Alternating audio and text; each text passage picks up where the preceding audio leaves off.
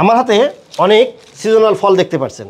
আমার ডায়াবেটিস আছে, তাই বলে আমি কি ফল খেতে পারবো না? এ কেমন কথা? আমাদের অনেকেই ভাবি যে ফল খেলে মনে হয় আমার ডায়াবেটিস লেভেল বেড়ে যাবে, যার কারণে আমরা এই ফলগুলো খাই না। আল্লাহর দেওয়া সুন্দর সুন্দর এই যে নেয়ামত ফল, এই ফলগুলো খেলে স্বাভাবিকভাবে ডায়াবেটিস একটু বাড়তে পারে, কিন্তু সেটা আপনার শরীরের জন্য খুবই প্রয়োজন। আমি একজন ডায়াবেটিস রোগী, তাহলে আমি কেন এই ফল খাবো? এই ফলের মধ্যে কি আছে?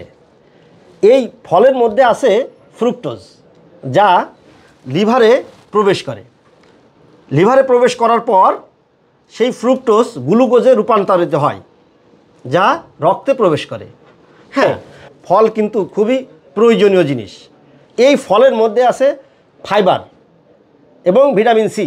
এই ফাইবার আপনার গ্লুকোজের শোষণ প্রক্রিয়া এটা ধীর গতি করে দেয়, যার ফলে আপনার শরীরের যে ডায়াবেটিস লেভেল আছে সেটা খুব সহজে নিয়ন্ত্রণ করা যায়।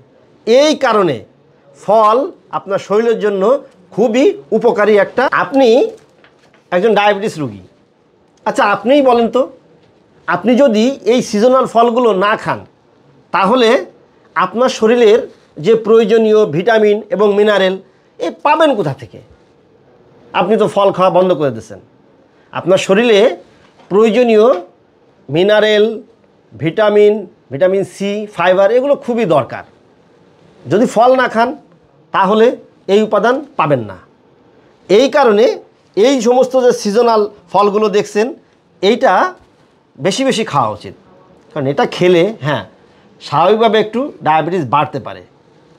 এই কারণে খাওয়ার সময় একটু কমন সেন্স অবলম্বন করবেন।